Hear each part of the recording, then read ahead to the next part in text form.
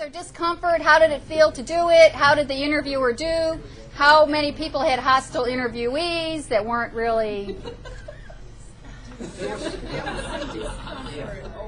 Okay, let's hear about... Go ahead, speak loudly if you can. There was some discomfort over here because I would ask questions and then he was apprehensive in answering questions, like giving his Social Security, didn't want to do it. Asking him how long he's been homeless. He was not sure whether to answer how long and where.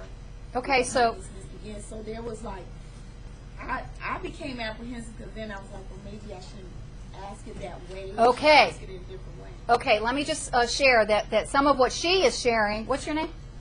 Charlene. She said that when there was reluctance or some maybe perceived nervousness or anxiety on the person being interviewed, she started to feel like she should back off. So when people don't really want to, provide their Social Security number, where they're not comfortable talking about their homelessness, then you start to kind of, pull back a little bit. This is really hard. How about strategies for overcoming this? I thought you did a really good job, Charlotte. But the one thing I would suggest, I think if people start off by really, I know you did say who your name was, you did say who your name was, but really explain why you're there and the purpose of what we're doing, because I think you may have been more likely to give us a little bit more information and give them the value of what we were doing, and that might have been something. And the other question about that, although he did answer that, but I think he gets uncomfortable about this race ethnicity thing. And in my experience, when I've had questions about that in other places, when I've done this, I just give the person the form and I read it to them and I say, tell me where you think you best fit in this particular place. I just rather them do it more than me putting something on them, and I never assume. Never. I learned that a long time. Never assume. So I think that would be helpful. Okay, and there is the piece on the implied consent we're going to go over together. Since it's on both forms, I'm going to spend real time on that in a couple minutes. But clearly, we need to make sure that we're treating these, and again, I'm telling you guys that do this all day long, but these folks are used to constantly having to tell their story if they need a meal, telling their story if they need to use a washing machine. So we really need to be as respectful, and I think that Marcy's points about raising the comfort level is to be really clear about why we're collecting this. And you'll see when we go through the implied consent what the reassurances are to folks, that this has nothing to do with the services that you're receiving. We are really trying to do a better job planning to meet the needs of folks that are in your situation. Mike. One of the things that catches them that just have people at ease is when they see you with a piece of paper and write your stuff down, they don't want to share this with you, they don't know you, they don't know what you're going to do with it. One of the things that you become familiar with the program is just there in front of you, just put one aside and try to remember as much of that as you can.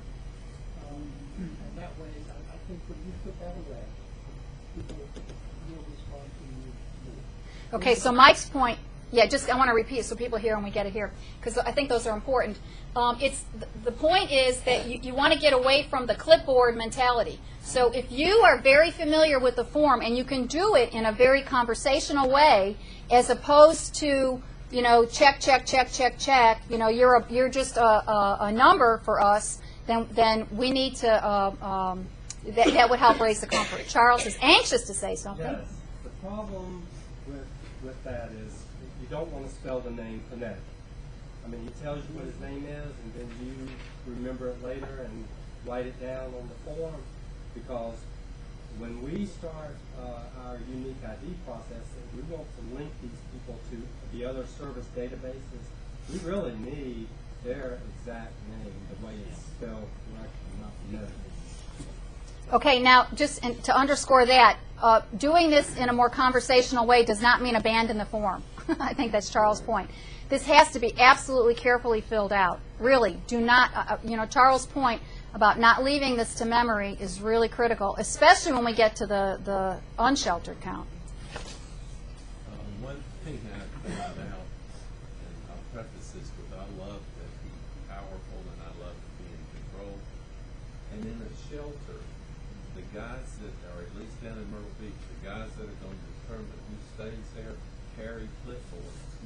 So in a shelter, it's a good thing to have a clipboard because they want to come up to you and they want to, I mean, it's really weird. It's the opposite if you're in a setting where they're used to the clipboard because they think, oh, this is the guy I've got to do to get in there. And so it's kind of uncanny. Well, and I think that to your point, you have to be sensitive to the environment that you're interviewing somebody in.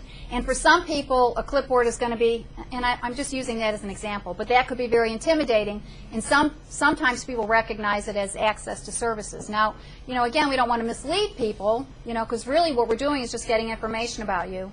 This doesn't interfere with you getting services, but it doesn't guarantee your life's going to get better at all either. I mean, so, we need to be really careful that this is really about collecting information, period. And the more that you can cooperate with us, the better we will be able to plan services for this situation. But, maybe the best you're going to get out of it is an incentive like, I don't know, a meal, socks, some kind of small gift. Okay, go ahead. Just a suggestion, maybe in future trainings, have some kind of like script, suggested script that touches on each of the things that we want to communicate to the person that we're counting, but the script is set up to suggest to us as to how to. Yeah, we're going to go over that introductory piece, and we'll go over some tips about interviewing. But one of the things when I interview people for any purposes, I really try and tell them what we're going to be doing. You don't just start through the list and they have no idea what's coming at the front end or the back end. You give them an explanation of the kinds of questions you'll be asking, including that you will be asking some personal information. I mean, you shouldn't do this as some kind of surprise to them so that they're taken off guard. So we'll go over some general interviewing tips. Let's move to the unsheltered count. Okay, so other things, obviously everything wasn't included in that little profile, so these are additional things that you would have to pick up and make sure that you get all of that sub-pop information. And I want to make just one more point about what Charlene shared. Sometimes when you get the forms back, it's clear that the discomfort was with the interviewer, because it's not. It seems a strange coincidence, for example, that a particular interviewer would have less complete data, especially on the personal information, than the person sitting right next to them working on the same piece. So the more that you can help your interviewers be comfortable with it, the better the data is going to be. So the fact that you could admit that you had that, that feedback to you made you kind of pull back a little bit or question whether you should persist. We don't want to be coercive, but I think that if we really should be direct and again, underscore the need to get as much of this information as we possibly can. Okay, deadlines, these are important. Again, this is on the sheltered count, so this is for HMIS and for Form A. February 6th, all the Forms A go to the coalition coordinators. Again, we're just trying to get this stuff moving, and since these are people that are in a shelter on one night, this shouldn't be taking a long time to collect. This should be done most of it really in advance. So not really a lot of good reasons why this stuff shouldn't get advanced to at least your coalition coordinator by the 6th. And then by February 20th, send all these forms to ORS, again, certified mail, but don't request a receipt signature. And then on February 19th, the HMIS coordinators will submit the shelter data through an entirely different process to Charles. Okay? Now, the only other thing I wanted to point out, I think, Charles, we're still doing a final test run on the 20th. Is there anything you want to say about that for HMIS?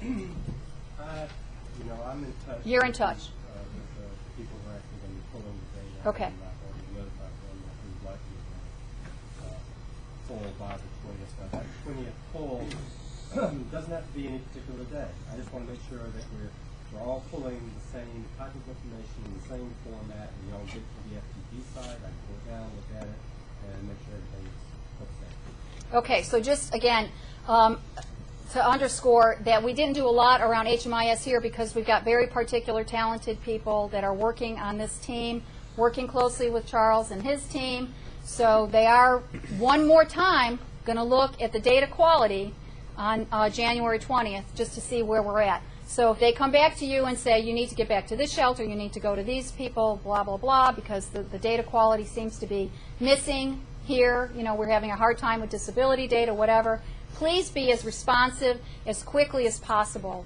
to the folks that are trying to do this work, like David and Rebecca and Charles and everybody else. Okay? It's been very